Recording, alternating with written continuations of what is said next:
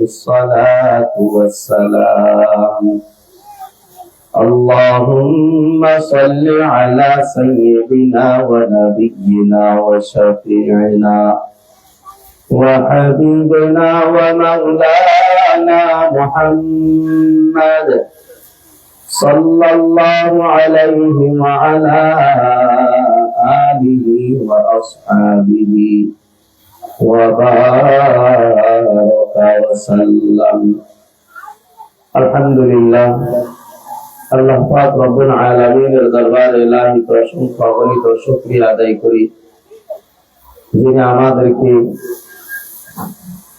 ঐতিহ্যবাহী কাশীপুর বাজার আল কারিম মাদ্রাসার উদ্যোগে আয়োজিত আজকের এই মহিলা মাহফিলে বিভিন্ন জায়গা থেকে ফারেক হয়ে, বিভিন্ন ব্যস্ততা থেকে ফারেক হয়ে, বিভিন্ন পরেশানি থেকে ফারেক হয়ে দ্বীনি এই মজলিস, জান্নাতীদের মজলিস, আল্লাহ ওয়ালাদের মজলিস, যাকিরিন শাকিরিনদের মজলিসে আল্লাহ আমাদেরকে আসার এবং বসার পবিত্র কালামুল্লাহ শরীফ থেকে কিছু কথাবার্তা শোনা এবং বলার তৌফিক আল্লাহ দান করছেন।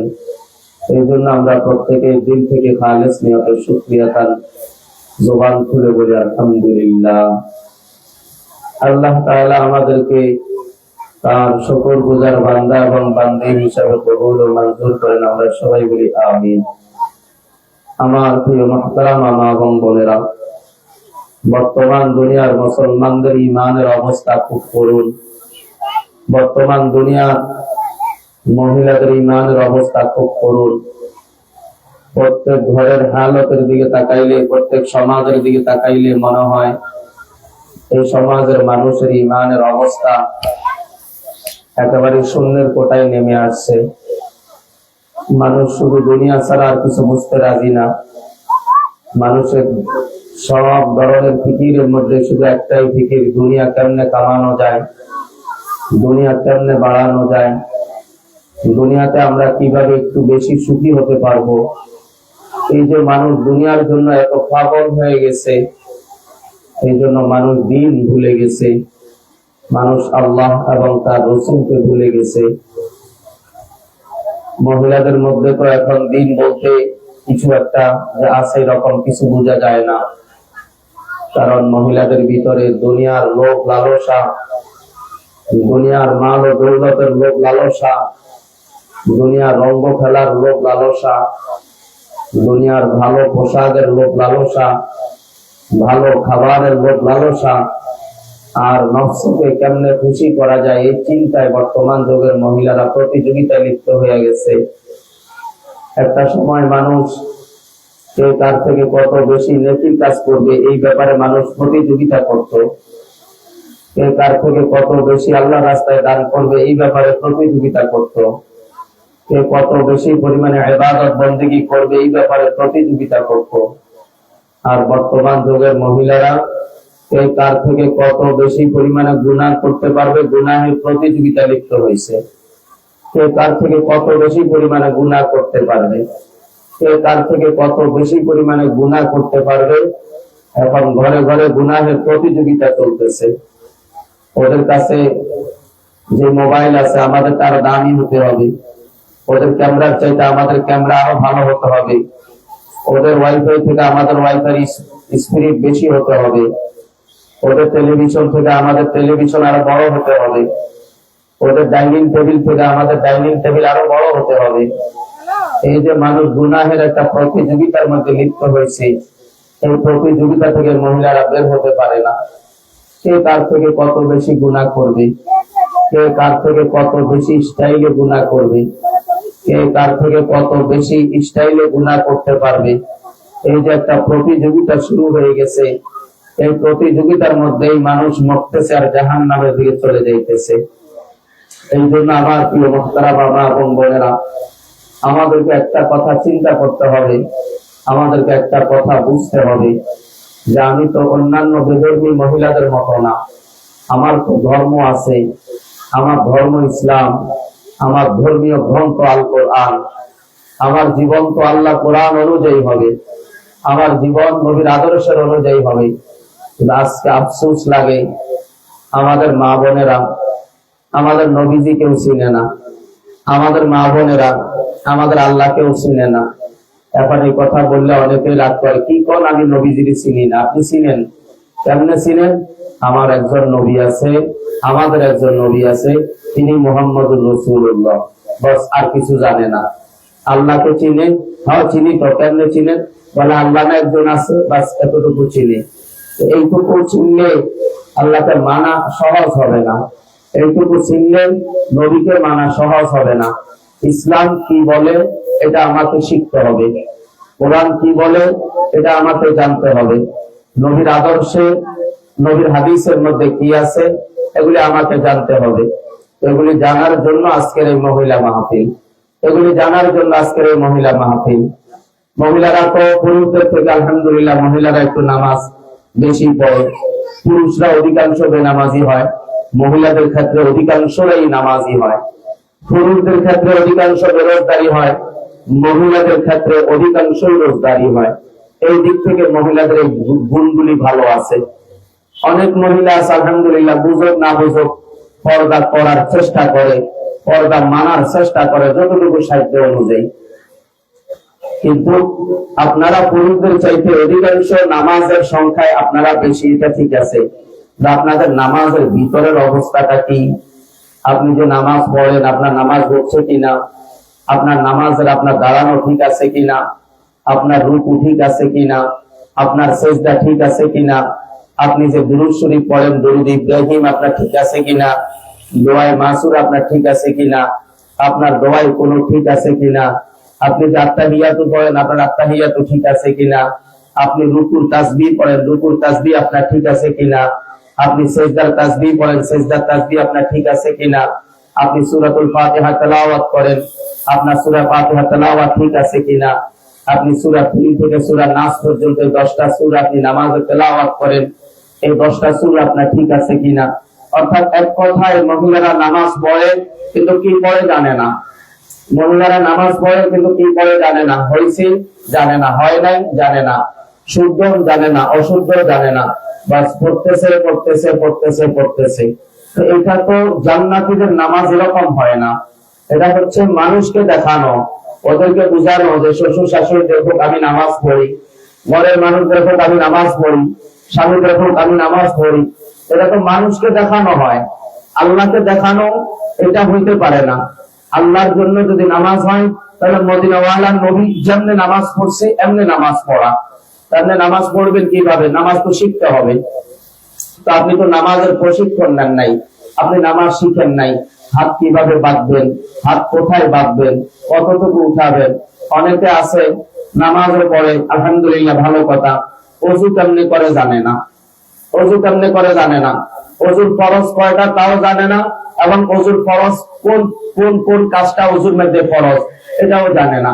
তো আপনি ওযুর ফরজ আদায় না করে যদি ওযু করেন তাহলে আপনার ওযু হবে না, আপনার ওযু যদি না হয় তাহলে আপনার নামাজ হবে না, আর আপনার যদি নামাজ না হয় তাহলে এই নামাজ দিয়ে আপনি জান্নাতেও যেতে পারবেন না।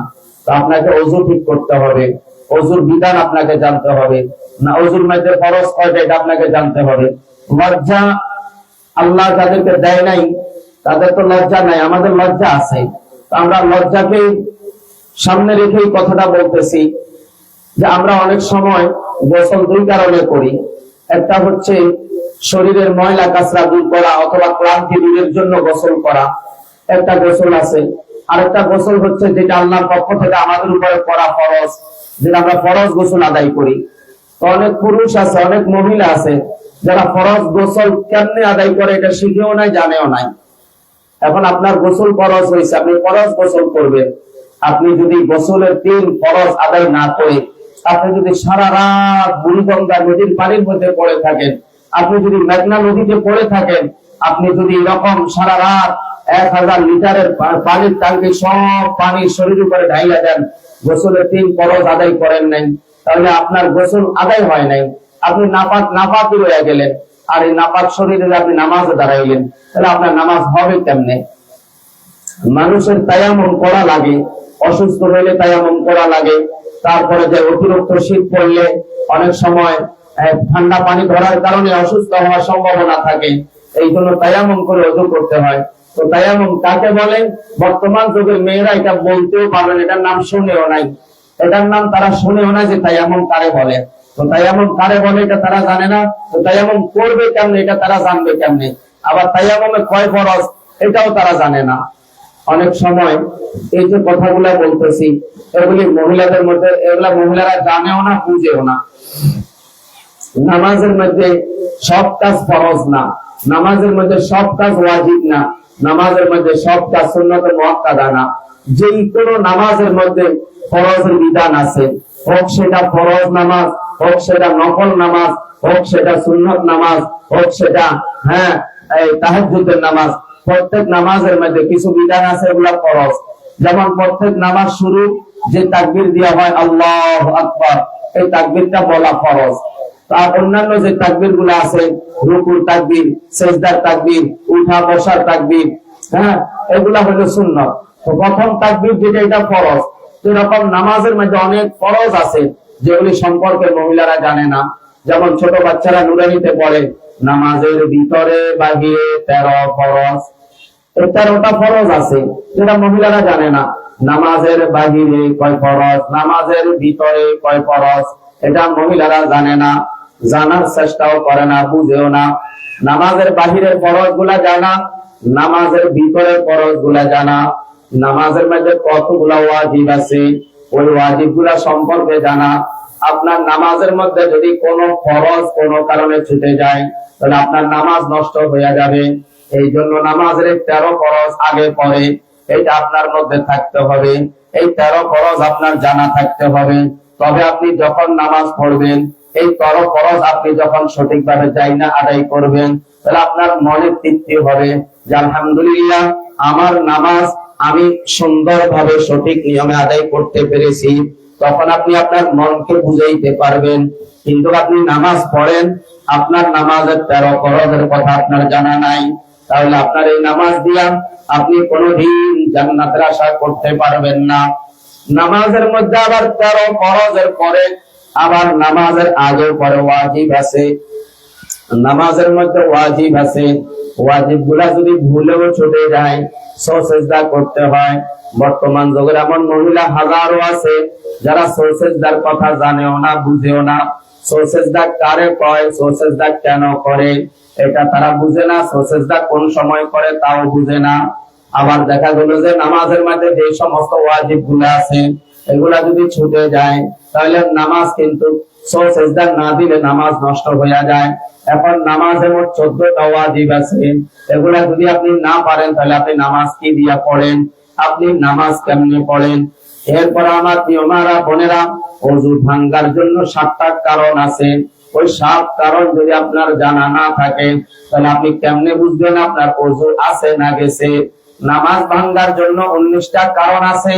এই 19টা কারণ যদি আপনার মুখস্থ না থাকে আপনি কেমনে বলবেন, আপনি কিভাবে বলবেন আপনার নামাজ হচ্ছে কি হয় না? তো এই জন্য বলি পুরুষদের থেকে মহিলারা অধিকাংশ নামাজি, এই কথা সত্য। কিন্তু নামাজি যে তারা কোন নামাজ পড়ে তারা জানে না, তাদের নামাজ হয় কি হয় না তাও জানে না, এরা নামাজের প্রশিক্ষণ দেয়ও না, নেয়ও না। আপনারা মনে রাখিয়েন কোন কাজ শিখা ছাড়া করা যায় না, কোন কাজ শিখা ছাড়া করা যায় না। এই যে আপনার আমার পাশে মেইলে গাছ কাটিয়া কাটিয়া তক্তা কাঠ বানাইতেছে, এগুলা যদি আপনি আমাকে দেন আমি আপনি গাছকে কাইটা নষ্ট করে ফেলতে পারবো, কিন্তু এখান থেকে সাইজের কাঠ তক্তা আমরা বের করতে পারবো না। যারা পারে তারা এই কাজটা শিখেছে, এই জন্য তারা পারে। আমার কেউ মারা বোনেরা, রাস্তায় যারা গাড়ি চালায় এরা আগে গাড়ির ড্রাইভিং শিখছে, গাড়ির রাইট সাইড কোনটা, লেফট সাইড কোনটা, গাড়ির ডাইন বাম সামনে পিছনে, গাড়ির কতগুলা লাইট আছে, কতগুলা লাইটের কতগুলা অপশন আছে, পায়ের মধ্যে ব্রেক আছে, ব্রেকের অপশন আছে, হাতের মধ্যে অ্যাক্সেলেটর আছে, ক্লাচ আছে, এগুলোর আলাদা আলাদা অপশন আছে। এই সব অপশন গুলা জানার পরে এরপরে ড্রাইভার চোখের আন্দাজে গাড়ি রাস্তায় চালায়, চোখের আন্দাজে রাস্তা মাইপা গাড়ি চালায়। এই জায়গা দিয়ে আমার গাড়িটা যাবে কিনা এটা ফিতা দিয়া মাপা যাবে না, চোখ দিয়া মাইপা। আপনি গাড়ি থেকে বন্ধ করবেন, গাড়ি থেকে নামবেন, ফিতা দিয়া মাপবেন। এরপরে গাড়ি যাবে কিনা আপনি যদি ক্যালকুলেশন করেন, তাহলে আপনি গাড়ি চালক কোনোদিন হইতে পারবেন না। আপনি আপনার চোখের আন্দাজে গাড়িতে পয়সা বলতে হবে এই জায়গা দিয়ে আমার গাড়ি যাবে কি যাবে না। আমার প্রিয় মারা বোনেরা, ঠিক তেমনি ভাবে নামাজ শিখতে হয়।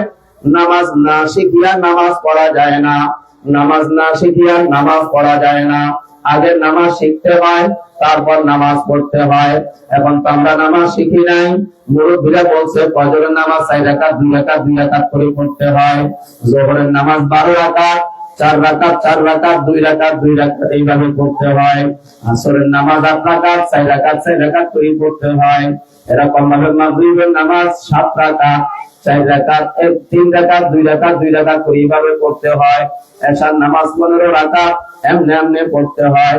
আপনি শুধু রাকাত মুখস্থ করছেন আর বাকিগুলো আপনার জানা নাই, অথবা সকালবেলা মক্তবে কিছু পড়ছেন কিছু পারেন, বাকিটা পারেন না। আপনি ভিতরে নামাজ আদায় করেন, দোয়ায় কুনুত পারেন না। ভিতরে নামাজ পড়া কি ওয়াজিব না ফরজ তাও আপনি জানেন না।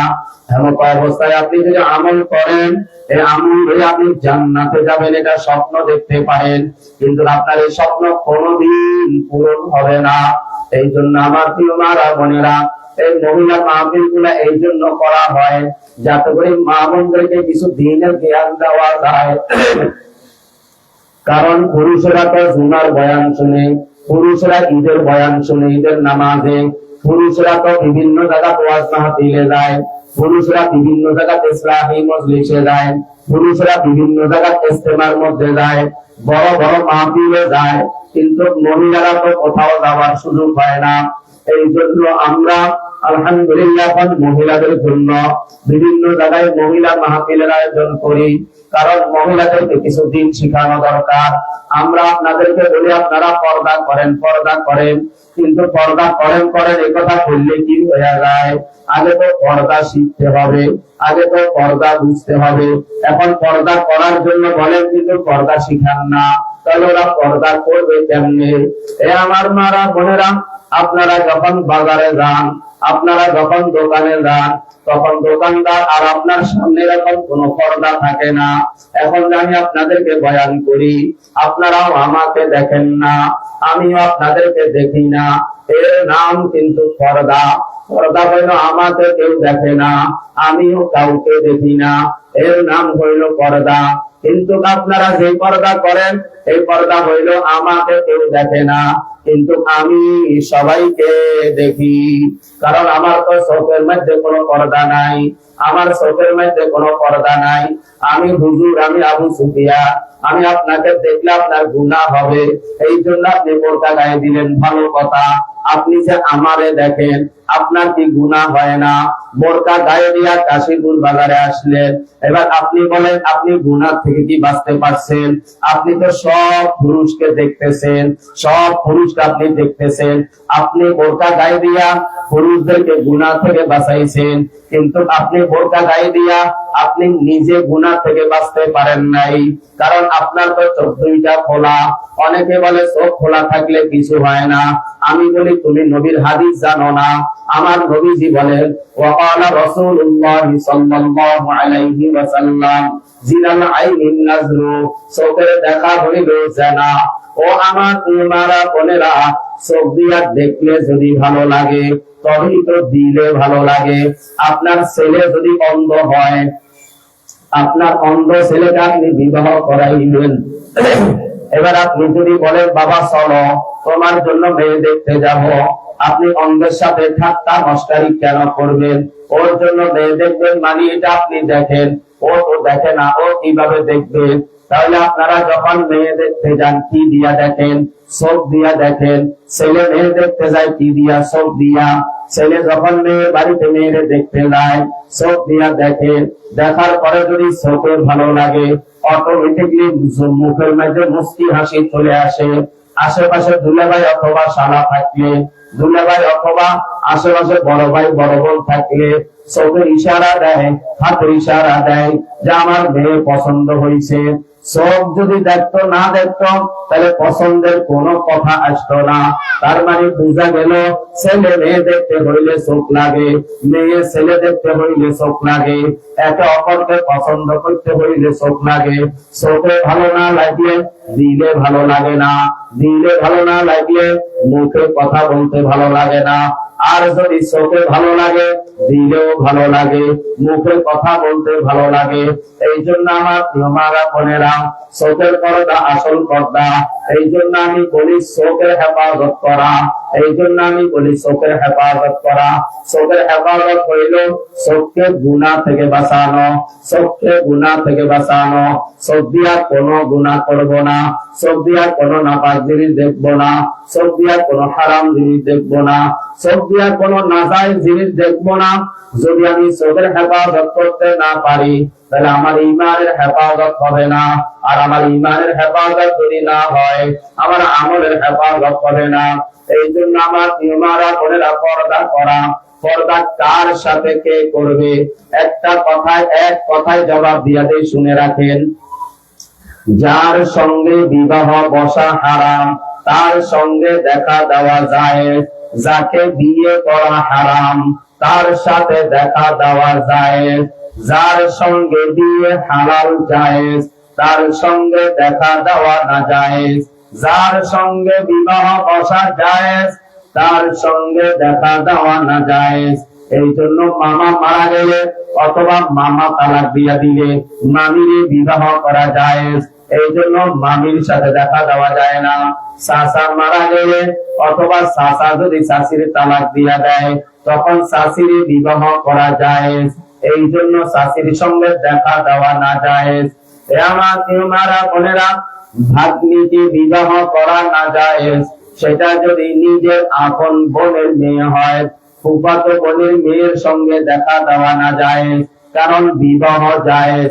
মামাতো বোনের মেয়ের সঙ্গে দেখা দেওয়া না জায়েজ, কারণ বিবাহ জায়েজ। আপন বোনের মেয়ে আর মামাতো বোনের মেয়ে এক না, হুকমান দুইটাই ভাগ্নি, কিন্তু একটা হলো আসলান আর একটা হলো নফলান। আসলান ভাগ্নিকে বিবাহ করা হারাম, কারণ দেখা দেওয়া জায়েজ। সুতরাং ভাগ্নি সবগুলা একরকম না, বাতিলি সবগুলা একরকম না, এগুলা আমরা সবগুলার একরকম করিয়া পালাই।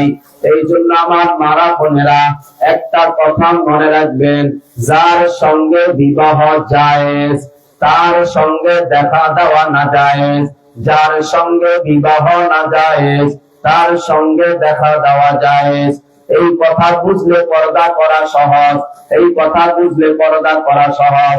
কিন্তু যে বোরকা গায়ে দিয়ে আপনারা পর্দা করেন এটা শরীয়তের বোরকা নয়, এটা হলো আপনাদের বানানো বোরকা, এটা হলো আপনাদের ইচ্ছা অনুযায়ী বোরকা। মদিনাওয়ালা এই বোরকা গায়ে দেওয়ার জন্য আপনাদেরকে বলে নাই। মদিনাওয়ালা বলছে বোরকা মানে পর্দা, পর্দা মানে ঢাকিয়া রাখা। এখন পর্দা যদি ঢাকে না আরো গোপনকে ওপেন করে তাহলে পর্দা পর্দা হবে না।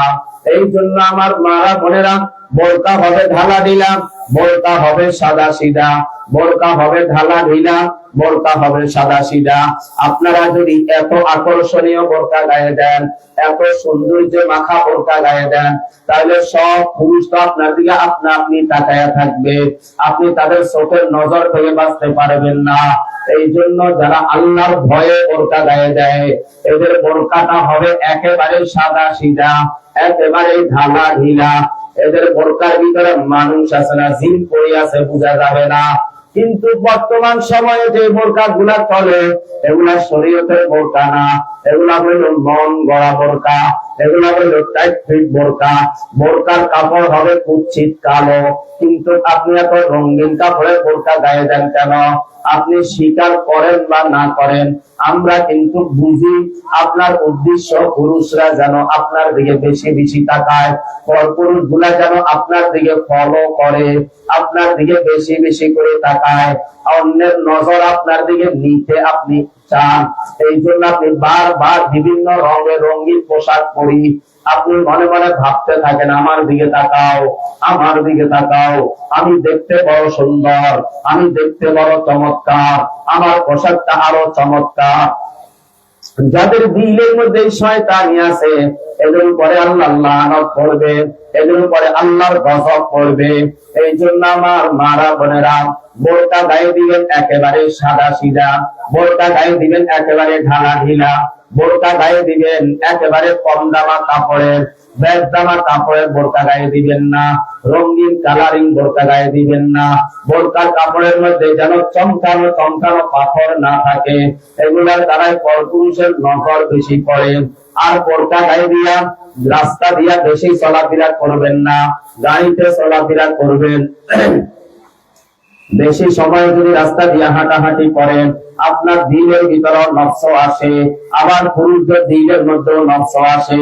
এই জন্য আমার ওনারা বোনেরা, রাস্তা দিয়ে যখন চলাফেরা করবেন, প্রয়োজনে যদি বেগানা পুরুষের সাথে কথা বলতে হয়, পরিমাণের কথা খুব কম বলবেন।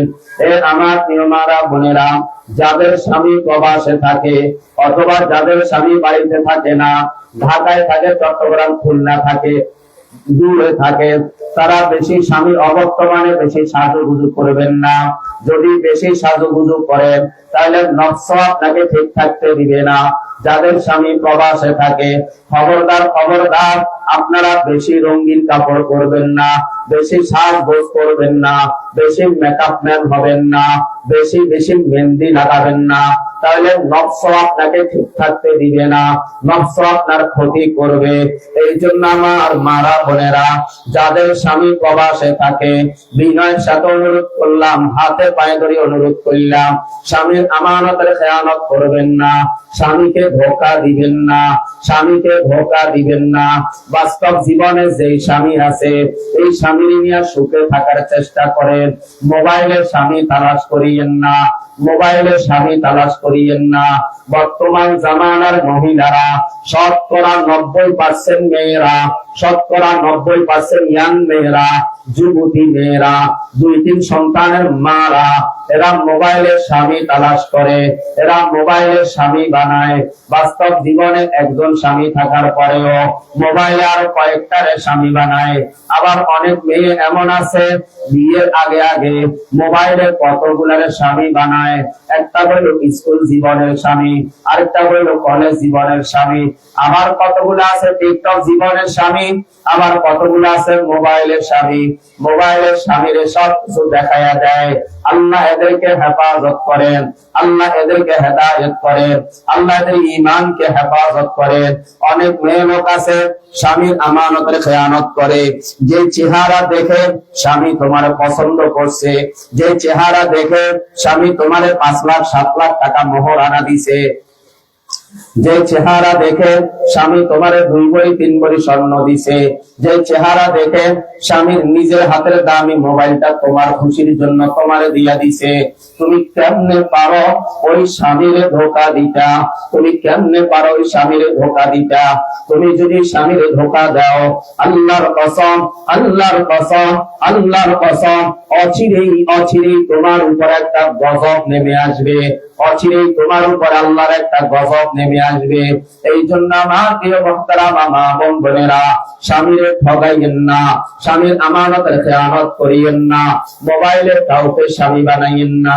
ভিডিও কলে স্বামীর সঙ্গে যেভাবে কথা বলে, খবরদার খবরদার ওইভাবে অন্য কোন পুরুষের সাথে কথা বলিয়েন না। যদি বলেন, যদি বলেন, যদি বলেন, আল্লাহর কসম, আল্লাহর কসম, আল্লাহর কসম, অচিরেই আপনার উপর একটা অভিশপ্ত গজব নেমে আসবে। যে গজবের দাবানলে সংসার সংসার জীবন ছাই হয়ে যাবে, সংসার তছনছ হয়ে যাবে, স্বামী আপনারে তালাক দিতে বাধ্য হয়ে যাবে। এই জন্য বিনয়ের সাথে অনুরোধ করি, মোবাইলে ইমোর মধ্যে অনেক কুত্তা থাকে, মোবাইলে হোয়াটসঅ্যাপের মধ্যে অনেক কুত্তা থাকে, ওই কুত্তাদের ঘরে আরেকটা বউ থাকে। ওরা বাস্তব জীবনের স্ত্রী থাকার পরেও আবার মোবাইলে স্ত্রী তালাশ করে বেড়ায়, নিজের বউকে বাদ দিয়া অন্যের বউয়ের পিছনে দৌড়ায়। এরা মানুষ নামের জানোয়ার, এরা মানুষ নামের জানোয়ার। এরকম অনেক জানোয়ার আপনার সামনে পড়বে, এই সমস্ত জানোয়ারদেরকে জায়গা দিবেন না, এই সমস্ত জানোয়ারদেরকে জায়গা দিবেন না। যদি জায়গা দেন ওর সন্তানগুলাও জীবন ধ্বংসের দিকে চলে যাবে, আপনার সন্তানগুলাও মা হারা হবে, ওই পরিবারের সন্তানগুলা বাবা হারা হবে, এই পরিবারের সন্তানগুলা মা হারা হবে। তোমার নফসের কারণে, তোমার নফসের কারণে, তোমার নিজের নফসকে খুশি করতে যাইয়া এতগুলা সন্তানকে এতিম বানাও, এতগুলা সন্তানকে তুমি কষ্ট দাও, এতগুলা সন্তানকে তুমি মায়ের ছায়া থেকে বঞ্চিত করো, এতগুলা সন্তানকে বাবার ছায়া থেকে বঞ্চিত করো। আল্লাহর কসম, আল্লাহর কসম, তোমার জীবন গজবে গজবে ভরা জীবন, তোমার জীবন লানতের জীবন, তোমার জীবন অভিশপ্ত জীবন। অচিরেই অচিরেই তোমার উপর একটা গজব নেমে আসবে, যে গজবে, যে কুত্তার লগে তুমি ভাইগা গেলা, যে কুত্তার সাথে তুমি ভাইগা গেলা, ওই কুত্তাও কিছুদিন পরে তোমার বানাইয়া ভাগবে। এরপরে যাবে কোথায়? বাপের বাড়িতেও জায়গা নাই, ভাইয়ের বাড়িতেও জায়গা নাই, বোনের বাড়িতেও জায়গা নাই, আত্মীয় স্বজনের বাড়িতেও জায়গা নাই, আগের স্বামীর বাড়িতে যাওয়ার তো কোনো রাস্তাই নাই। এখন কোথায় যাবা? কিছুদিন গার্মেন্টে চাকরি করবা, এরপরে কি করবা? আরেকটা কুত্তার সাথে খারাপ সম্পর্কে লিপ্ত হইয়া এই কুত্তানির জীবন তোমাকে পরিচালনা করতে হবে। এই জন্য আমার তিনমারা বোনেরা, খবরদার খবরদার, স্বামীর আমানতের খেয়ানত করবেন না। মোবাইল যেহেতু ছাড়তেই পারবেন না, মোবাইল যেহেতু আপনার লাগবে, মোবাইল ছাড়া যেহেতু আপনি অচল। কারণ আমরা দেখতাম অক্সিজেনের অভাব দেখা দিলে মানুষ রোগীরা হাসপাতালে নিয়ে অক্সিজেন লাগায়।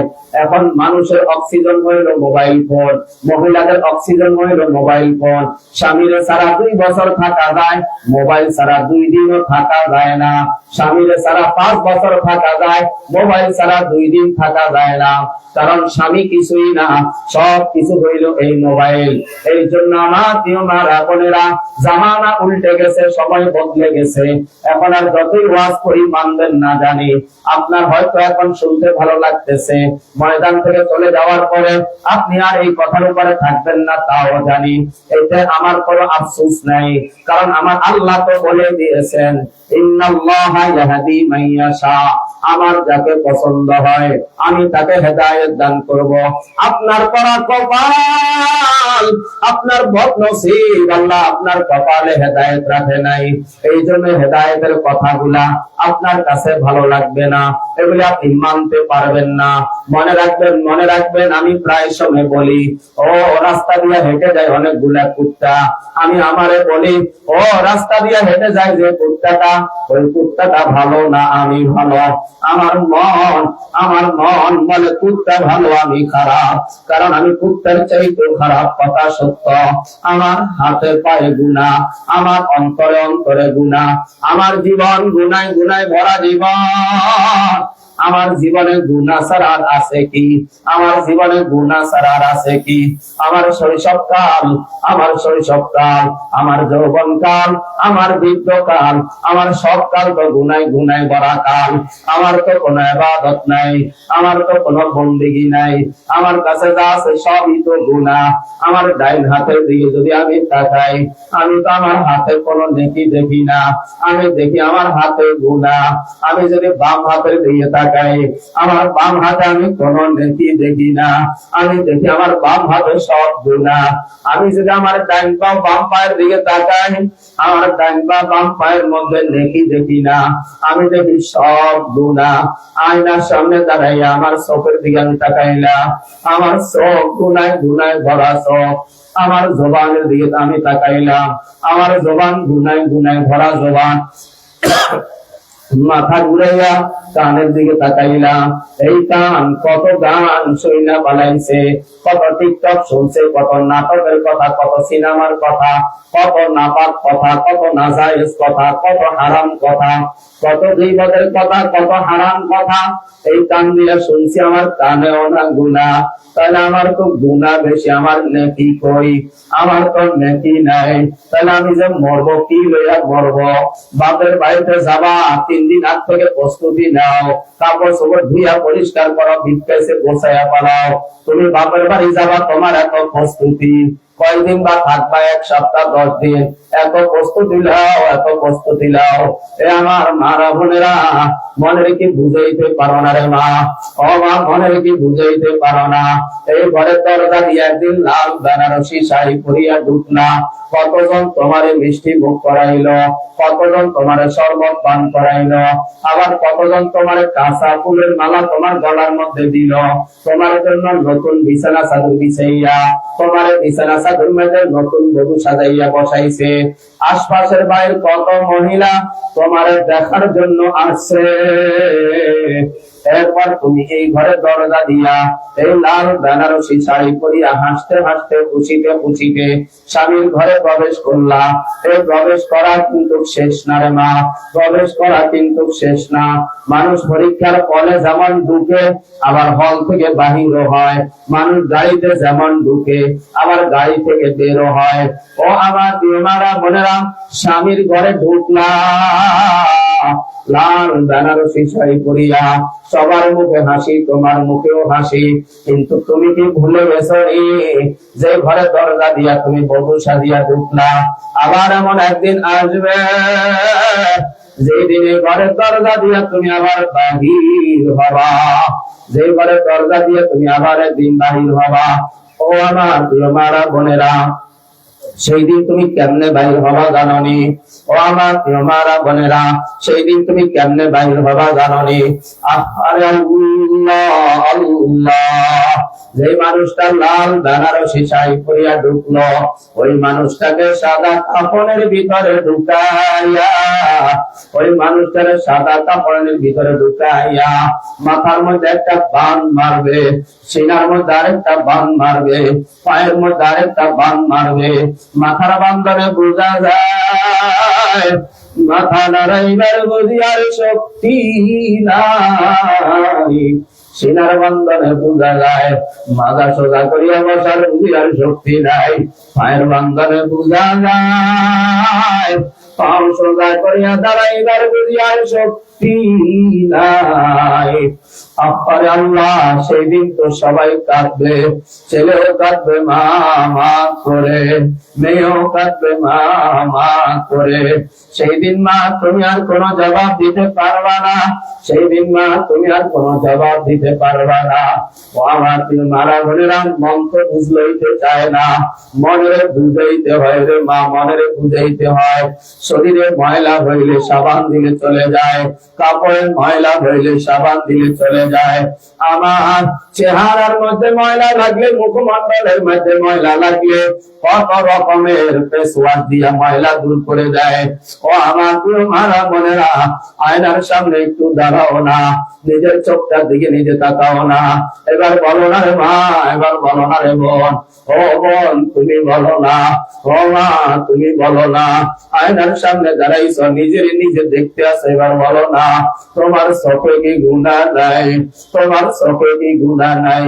চোখের গুনার ময়লা কি দিয়া দূর করবারে মা, চোখের গুনার ময়লা কি দিয়া দূর করবারে মা। ও মা, আয়নার সামনে দাঁড়াও, তোমার চেহারার দিকে তুমি তাকাও, তোমার মুখে না কত গুনাহ, তোমার জবানে না কত গুনাহ, কত নাজায়েজ কথা বললা, কত হারাম কথা বললা, কত মিথ্যা কথা বললা, কত বিপদ শেখায়তের কথা বললা। এমন কথা বইলা বইলা কত জনের সংসার অশান্তি লাগাইয়া দিলা। ও মা, আয়নার সামনে দাঁড়াও না, তোমার জবানে যে এত গুনাহ, এই গুনার ময়লা কি দিয়া দূর করবা? ও আমার মারা বোনেরা, এবার একটু হাতের দিকে তাকাও, এবার ডাইন হাতের দিকে একবার তাকাও, বাম হাতের দিকে একবার তাকাও। আমার মারা বোনেরা হাতগুলা বাহির করেন, সবাই হাতগুলা বাহির করেন, হাতগুলা সামনে নেন। এবার আপনি আপনার হাতের দিকে তাকান, সবাই হাত বাহির করেন, সবাই হাত বাহির করেন। এবার হাতের দিকে তাকান। এবার আপনি বলেন আপনার ডাইন হাতে কোনো গুনাহ নাই। এবার আপনি বলেন আপনার বাম হাতে কোনো গুনাহ নাই, আপনার আঙ্গুলের মাথার মধ্যে কোনো গুনাহ নাই। বলতে পারবেন নি রে মা, বলতে পারবেন নি। আপনার হাতে ময়লা লাগছে, আপনি পেয়েছো, আপনি বাথরুমের মধ্যে যাইয়া আপনি ওয়াশ করে দিয়েছেন, হাত পরিষ্কার হয়ে গেল। আপনার হাতে যে কত গুনাহ লেগে আছে, আপনার হাতে যে কত গুনাহ লেগে আছে, কত হারাম জিনিসে হাত দিয়েছেন, কত হারাম জিনিসে হাত দিলেন, কত নাপাক জায়গায় হাত দিলেন, কত হারাম জায়গায় হাত দিলেন।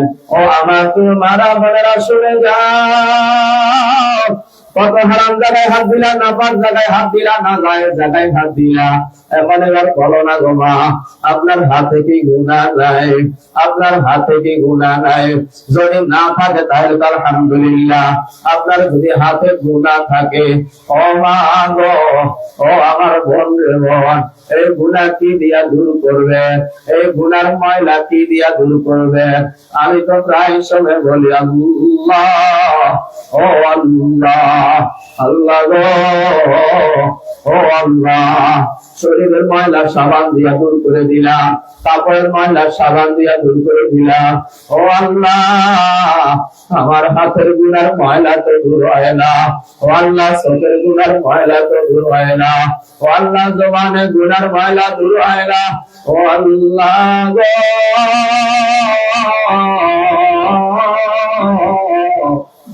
এই গুনাহ আমি কি দিয়া দূর করবো গো আল্লাহ? এই গুনাহ আমি কি দিয়া দূর করবো গো আল্লাহ? ও আল্লাহ, আমি গুনাহ কি দিয়া দূর করবো? আমার হাতেও না গুনাহ, আমার পায়েও না গুনাহ, আমার চোখেও না গুনাহ, আমার জবানেও না গুনাহ, আমার কানেও না গুনাহ, আমার ডাইনেও না আমার গুনাহ, আমার বামেও না আমার গুনাহ, আমার সামনেও না আমার গুনাহ, আমার পিছনেও না আমার গুনাহ। এমন অবস্থায় যদি আমি মারা যাই, আমি তো ধরা খেয়ে যাব। ও আল্লাহ, আপনার ফেরেশতাদের কাছে আমি কি জবাব দেব? ও আল্লাহ, আমার কে বাঁচাবে? ও আমার তোমার বোনেরা, কবর তো অনেকটা ঘর, যেবারে যাওয়া যায় আর আসা যায় না। কবর এমন একটা ঘর, যেবারে ঢুকা যায় আর বাহির হওয়া যায় না। কবর এমন একটা ঘর, যে ঘরের মধ্যে কোনো দরজা হয় না, জানলা হয় না। কবর এমন একটা ঘর, যে ঘরে কোনো আলো নাই, বাতি নাই। কবর এমন একটা ঘর, যে ঘরে মাও নাই, বাবাও নাই। কবর এমন একটা ঘর, যে ঘরে ভাই নাই, বোন নাই। কবর এমন একটা ঘর, যে ঘরে ছেলে নাই, মেয়ে নাই। কবর এমন একটা ঘর, যে ঘরে আত্মীয় স্বজন কেউ নাই। কবর এমন একটা ঘর, যে ঘরে বন্ধু বান্ধব কেউ নাই। ও আমার প্রিয় মারা বোনেরা, ওই যে বাঁশবাগানের কবর বাড়ি, একাকিত্বের ঘর, ওই কবর কি নিয়ে রওনা করছেন গো মা? কবর কি নিয়ে রওনা করছেন? আমি আপনার মতো একজন মায়ের সন্তান, আমারও না একজন মা আছে। ও বোন, আমারও না তোমার মতো বোন আছে। ও মেয়ে শুনে যাও, আমারও না তোমার মতো মেয়ে আছে। আমি তোমাদেরকে বিনয়ের সাথে বললাম, হাত জোড় করে বললাম, ও আমার মারা বোনেরা, হাত জোড় করে বললাম, বিনয়ের সাথে বললাম, ও আম্মা, আজকের মাহফিল আসছেন আম্মা, আজকে ওয়াদা করেন গুনাহ আর করবেন না, নেকের আমল ছাড়বেন না। গুনাহ যত বড় হোক, গুনাহ যত ছোট হোক করা যাবে না, নেকের আমল যত ছোট হোক ছাড়া যাবে না। ও আমার আম্মা গো, ও আমার বোন গো, ও কাশীপুরের আম্মারা শুনে যাও, ও কাশীপুরের বোনেরা শুনে যাও। গুনাহ করতে আমাদেরও মন চায়, গুনাহ করতে আমাদেরও ভালো লাগে। গুনাহ করতে কার না মনে চায়? গুনাহ করতে আমাদেরও মন চায়, গুনাহ করতে আমাদেরও ভালো লাগে। আমরাও যদি গুনাহ করি, কেউ কিছু বলতে পারবে না। ও আম্মা, আপনি জানেননি এই এই চোখ দিয়ে আমারও না গুনাহ করতে মন চায়, কিন্তু এই চোখ দিয়ে গুনাহ করতে পারি না। কেন জানেননি? কারণ সারাটা জীবন যে আল্লাহরে দেখি নাই, না দেখিয়া এত কষ্ট কইরা গোলামি করছি, না দেখিয়া তো কষ্ট কইরা যার ইবাদত করছি, যে মাওলারে না দেখিয়া তো ভয় করছি। ও মালিক, তোমারে না দেখি নাই, না দেখিয়া তোমারে ভয় করি, না দেখিয়া তোমারে ভয় করি। ও মালিক, তোমারে না দেখিয়া তোমার ভয়ে চোখের পানি ছাড়িয়া কান্দি। ও মালিক, তোমারে না দেখি নাই, না দেখিয়া এত চোখের পানি। ও মদিনাওয়ালা নবী গো, আপনারেও না দেখি নাই, না দেখি আপনারে এত ভালোবাসি। ও নবী গো, আপনারে না দেখি নাই, না দেখি আপনারে এত ভালোবাসি। ও মদিনাওয়ালা নবী গো, আপনারে না দেখি নাই, না দেখি আপনারে এত মহব্বত করি। ও আমার আম্মা গো, শুনে যাও, কেন চোখ দিয়া গুনাহ করতে সাহস পাই না? কারণ আমি আমার এই চোখ দিয়ে আমি আমার মদিনাওয়ালা নবীকে দেখব। সারা জীবন যে নবীরে দেখি নাই, না দেখিয়া যেই নবীর উপরে দুরূদ পড়লাম, যেই নবীর তরিকা নিজের তরিকারে বানাইয়া নিলাম, যে নবীর তরিকা মতে চলার চেষ্টা করলাম, ওই নবীরে দেখব। এই জন্য চোখ দিয়া গুনাহ করতে পারি না। যে আল্লাহরে আমি দেখি নাই, না দেখি আল্লাহর গোলামি করি, আল্লাহর মহাব্বত আর ভয়ে চোখের পানি ছাড়িয়া কান্দি। ওই চোখ দিয়া কেমনে গুনাহ করি?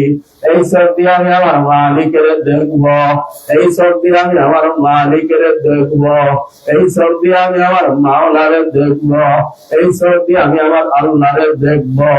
এই জন্য এই চোখ দিয়া গুনাহ করতে পারি না রে মা, এই জন্য এই চোখ দিয়া গুনাহ করতে পারি না। ও আমার মারা বোনেরা, আল্লাহর কসম, আল্লাহর কসম, গুনাহ করতে আমাদের মন চায়, কিন্তু আল্লাহর ভয় আর নবীর ভয়, নবীর মহাব্বত আর ভালোবাসায় আমরা গুনাহ ছাড়তে বাধ্য হইলাম। এই জন্য আমার প্রিয় মারা বোনেরা, বিনয়ের সাথে অনুরোধ করিয়া গেলাম গো মা, বিনয়ের সাথে অনুরোধ করিয়া গেলাম গো মা, হাতে ধরি পায়ে ধরি বলিয়া গেলাম গো মা। ও কাশীপুরের আম্মারা, ও কাশীপুরের আমার বোনেরা, অনুরোধ করি বললাম গো মা, গুনাহ ছেড়ে দাও। ও আম্মা, গুনাহ ছেড়ে দাও। হাতে গুনাহ করব না, পায়েও গুনাহ করব না, চোখেও গুনাহ করব না, জবানেও গুনাহ করব না, কানেও গুনাহ করব না, ঘরে কাউকে গুনাহ করতে দেব না। ঘরকে আল্লাহওয়ালার ঘর বানায়া ফেলব, পর্দাওয়ালাদের ঘর বানায়া ফেলব, জিকির করনেওয়ালাদের ঘর বানায়া ফেলব, কোরআন তেলাওয়াতের ঘর বানায়া ফেলব। এ আমার প্রিয় মারা বোনেরা, অনেকে আছে আল্লাহ আল্লাহ নামের জিকির করে, কোনো মজা পায় না। কারণ গুনায় গুনায় কলিজা মরাইয়া বানাইছে, গুনাহ করতে করতে কলিজা নষ্ট করিয়া বানাইছে, দিল আত্মা সব মরিয়া গেছে। এই জন্য ইবাদতে মজা লাগে না, এই জন্য ইবাদতে মজা লাগে না। এ আমার আম্মা জীবনে অনেক নামাজ পড়লেন, কই কোন নামাজের মধ্যে আপনি দাঁড়াইয়া বলছেন আল্লাহ আপনি কই? কোন সেজদার মধ্যে যাইয়া বলছেন আল্লাহ আপনি কই? ও আমার প্রিয় মারা বোনেরা, আপনি আপনার নামাজের মধ্যে আল্লাহরে তালাশ করেন নাই, আপনি আপনার রুকুর মধ্যে আপনি আল্লাহরে তালাশ করেন নাই, আপনি সেজদার মধ্যে আল্লাহরে তালাশ করেন নাই। আপনি যদি তালাশ করতেন তাহলে পাইতেন। এই জন্য আমি প্রায় সময় বলি, ও মালিক তাকায়া দেখ, বান্দা মসজিদে হাজির। ও মালিক তাকায়া দেখ, বান্দা নামাজে হাজির। ও মালিক তাকায়া দেখ, বান্দা তোর গোলামের মধ্যে হাজির। ও আল্লাহ, আমার কাল হাজিরা দাও, আমি হাজিরা দিতে আসলাম। আল্লাহ গো, আপনি আমার হাজিরাটা উঠাইয়া নিয়ে। ও মদিনাওয়ালা নবী গো, ও মদিনাওয়ালা নবী গো, আপনি না বলছেন গুনাহ ছাড়িয়ে দেওয়ার জন্য। ও মদিনাওয়ালা নবী গো, আমি গুনাহ ছাড়িয়ে দিলাম, আপনার ভালোবাসায় আমি করছি। আল্লাহরে বলবেন, আল্লাহ গো, ও আল্লাহ, আপনি তাকায়া দেখেন না, আমার কলিজায় আপনি ছাড়া কেউ নাই। ও মদিনাওয়ালা নবী গো, ও মদিনাওয়ালা নবী গো, ও মদিনার নবী গো, আমার কলিজায় আপনি ছাড়া কেউ নাই। ও মদিনাওয়ালা নবী গো, আমার কলিজা আপনার প্রেম দিয়া সাজানো।